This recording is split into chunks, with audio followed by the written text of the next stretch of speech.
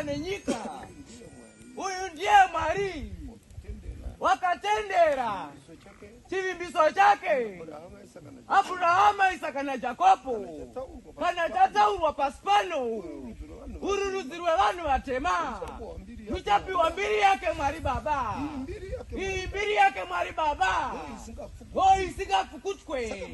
Saka Baba wanditi enda unotenda vanhu vatema uati kazuai iye mimakadiwa nembiri yake iye Mwari Baba pamusoro penyika makanzikana maipfeka inguo chena ukazosangana neushe wake Mwari Baba zvakasika ndenga nenyika wakasika nemufanikiso wake. Iyi ndo mbiri yakatiwa pasi wani pamusoro penyika kuti Johani kana achingauya pasi pano achauya kuzosimana nembiri yemwe yamutsane waMwari igogara maturire vanhu vatema vakaiwa nemudzimu unoera kana ndichitaura mudzimu unoera wakagara uriko kuna Baba. Saka ndiri kukwazisai nembiri yemudzimu unoera wake Mwari Baba.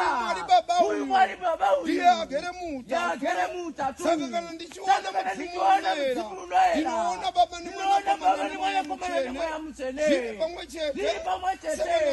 Saka ndiri kukwazisai mutatu wazo. Saka Baba wanditendera wati ende unotaura neuri rudziro rwakaiwa pakati pavanhu kunzikana vachinge vanamata nenyika ichaziya kudenga kuriko uyezve denga rinofanira kuti riendwe.